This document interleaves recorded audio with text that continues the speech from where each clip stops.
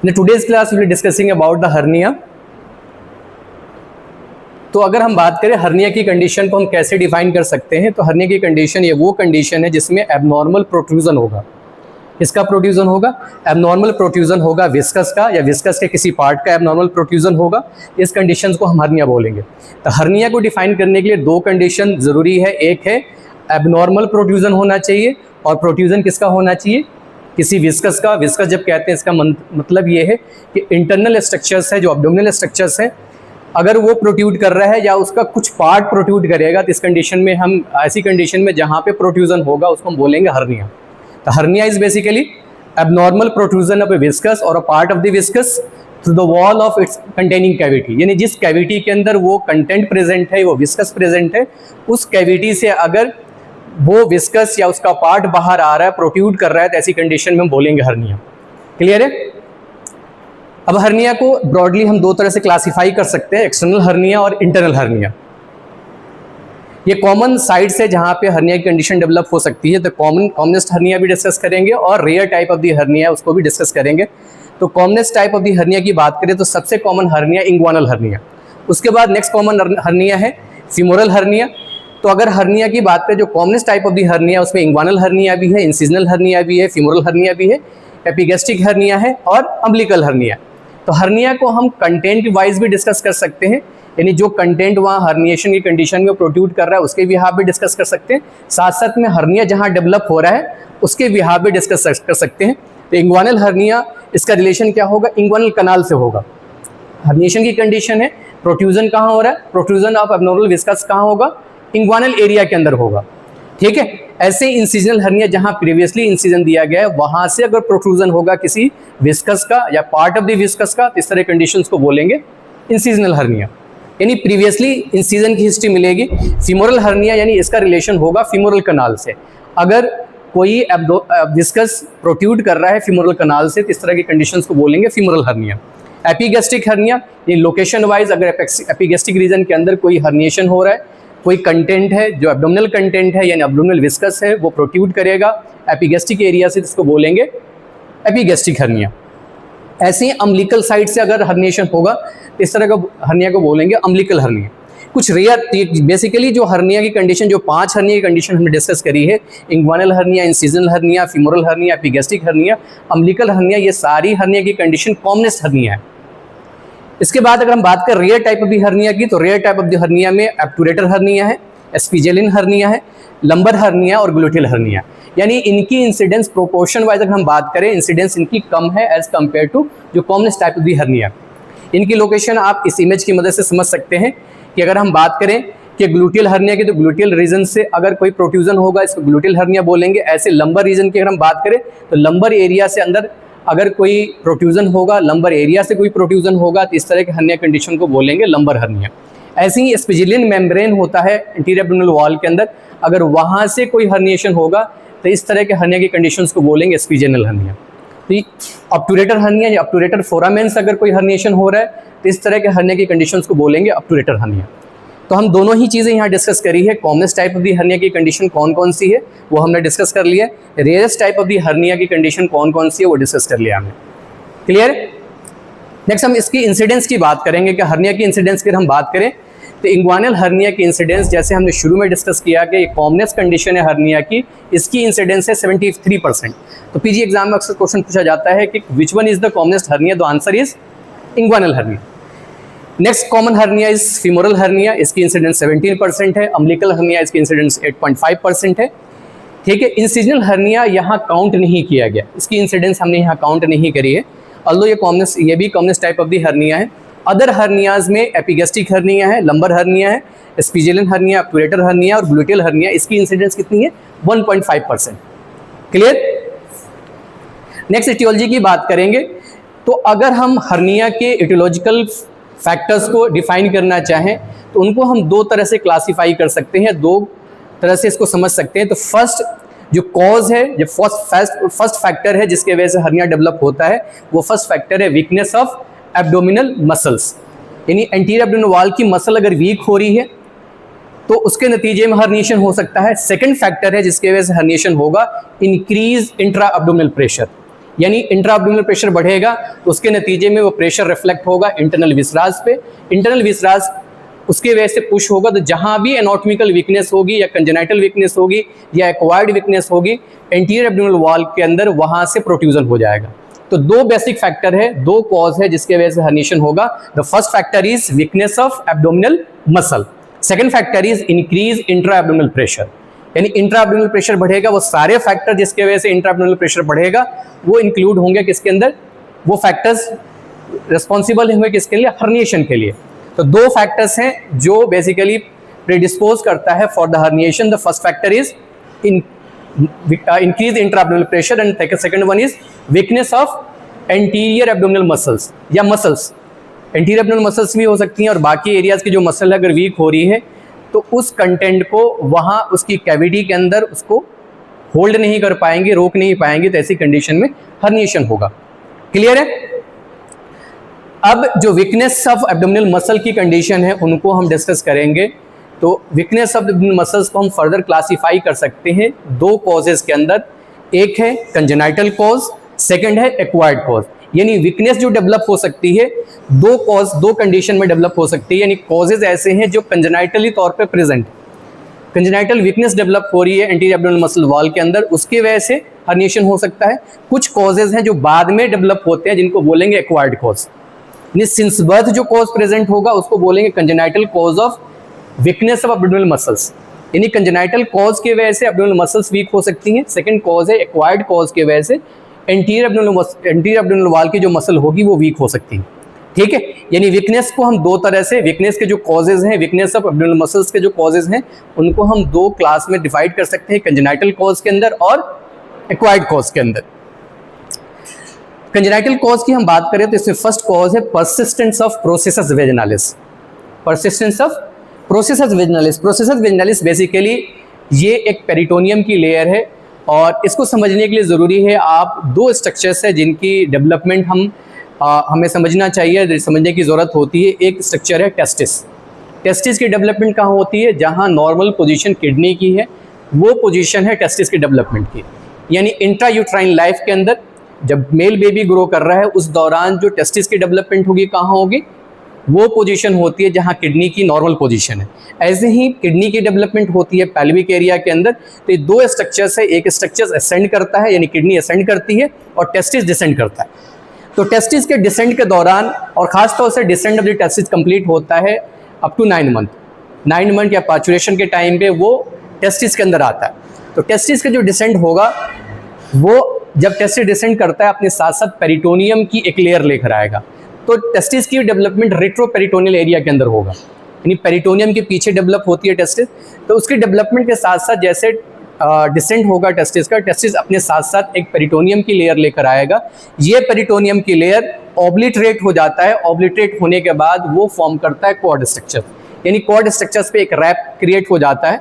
Although cord structures में और भी स्ट्रक्चर्स है, यानी टेस्टिस की जो आर्टरी होगी वो होगी इसके अंदर, टेस्टिकुलर आर्टरी होती है, ऐसी वास्ट डिफरेंस होगा। ठीक है, इस ऐसे ही इलियोइंग्वानल नर्व होगा, genital branch of genital femoral nerve होता है इसके अंदर। ठीक है, इसके बाद क्रिनिस्टस मसल्स की लेयर होती है। तो ये सारे एक साथ क्या होंगे, कलेक्टिवली इनको कहा जाता है कॉर्ड स्ट्रक्चर्स। ठीक है, तो जब टेस्टिस की डेवलपमेंट के दौरान जब टेस्टिस का डिसेंड होता है तो अपने साथ साथ पेरिटोनियम की एक लेयर लेकर आता है।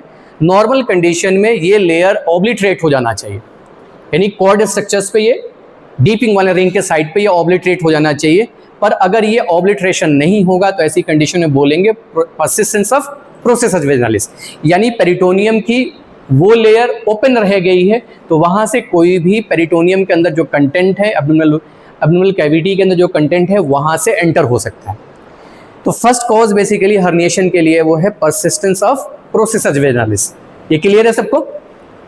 और परसिस्टेंस ऑफ प्रोसेसस वेजिनालिस की वजह से मेजॉरिटी ऑफ द कंडीशन में जो हर्निएशन की कंडीशन डेवलप होती है वो होती है इनडायरेक्ट हर्निया, यानी इनडायरेक्ट हर्निया डेवलप होगा all because of persistence of processes vaginalis. इसके अलावा सेकंड कॉज है पेटेंट कनाल ऑफ नक।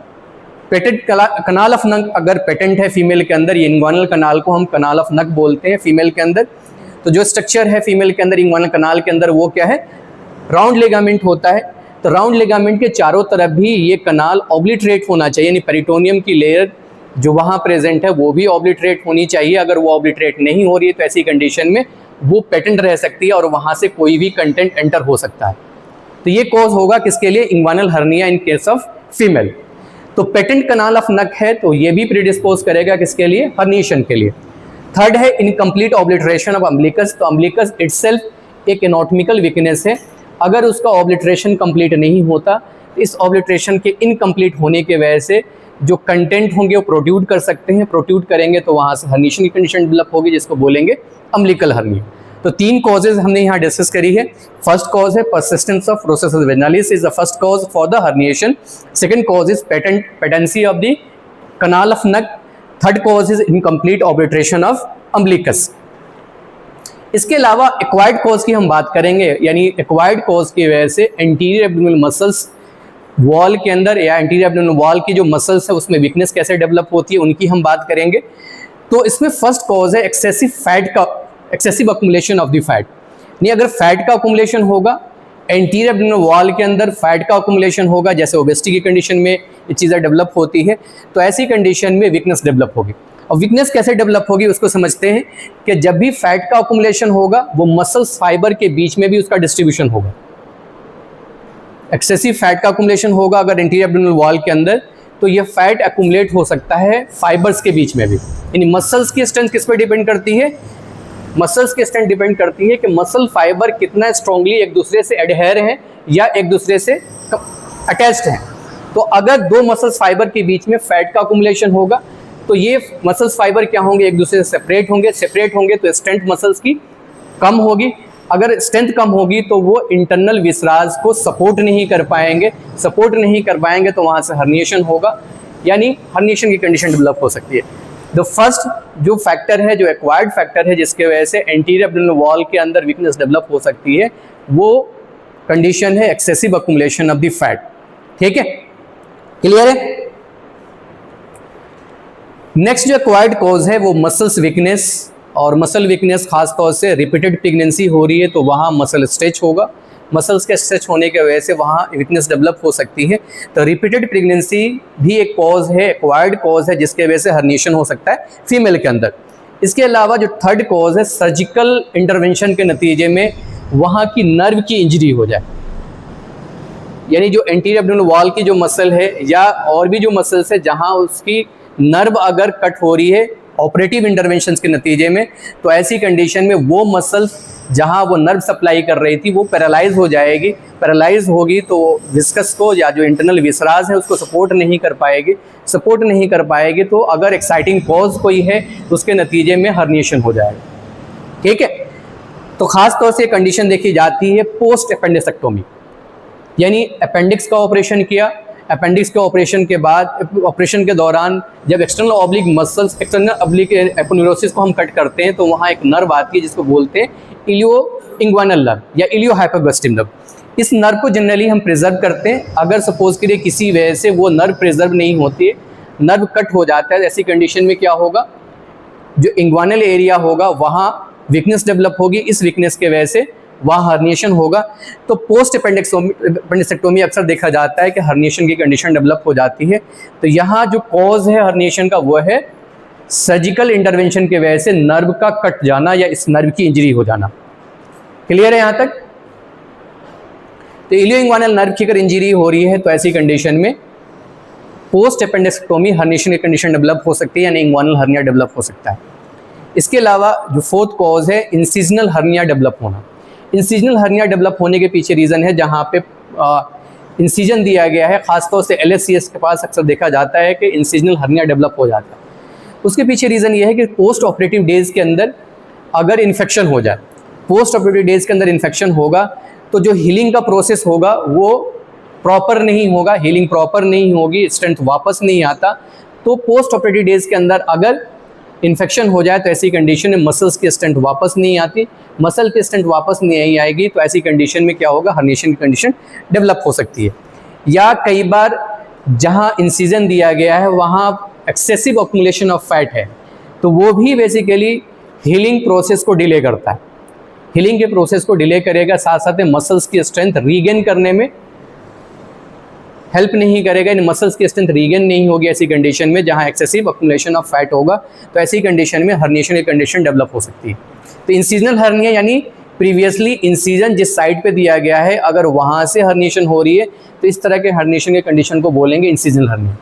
इंसीजनल हर्निया, मसल्स को आपने कट किया तो मसल्स को दोबारा से रीजनरेट होने में टाइम लगता है, ये कॉज हो सकता है। दूसरा है पोस्ट ऑपरेटिव डेज के अंदर कोई इन्फेक्शन हो गया तो उसके नतीजे में हीलिंग का जो प्रोसेस होगा वो डिलेड होगा, डिलेड यूनियन होगा, तो ऐसी कंडीशन में हर्निएशन की पॉसिबिलिटी बढ़ जाती है।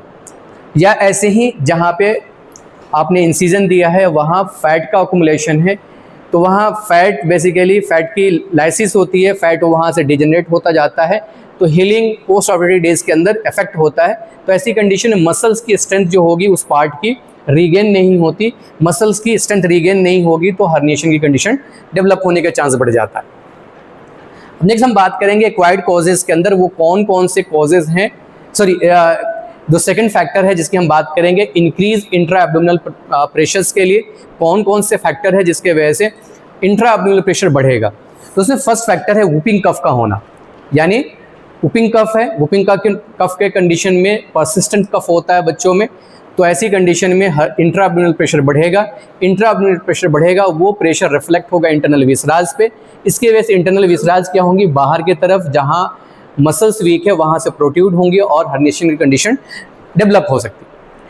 तो वुपिंग कफ एक कॉज है। इसके अलावा क्रोनिक कफ की कंडीशन डेवलप हो रही है, क्रोनिक कफ जिसमें खासतौर से ब्रोंकाइटिस की कंडीशन है या ट्यूबरकुलोसिस की कंडीशन है, अगर इन कंडीशंस में क्रोनिक कफ डेवलप हो रहा है तो ये रिस्पॉन्सिबल हो सकता है for the increasing of intra abdominal pressure and this will result in the formation of herniation.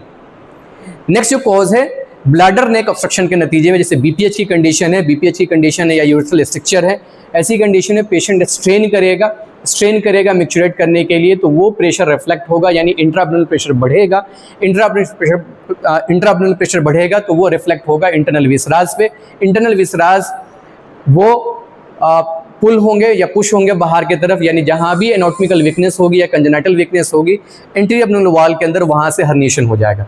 ऐसे इनलार्ज प्रोस्टेट की वजह से यहाँ भी पेशेंट स्ट्रेन करेगा फॉर द मिक्चुरेशन, तो ये रिजल्ट कर सकता है हर्निएशन के अंदर।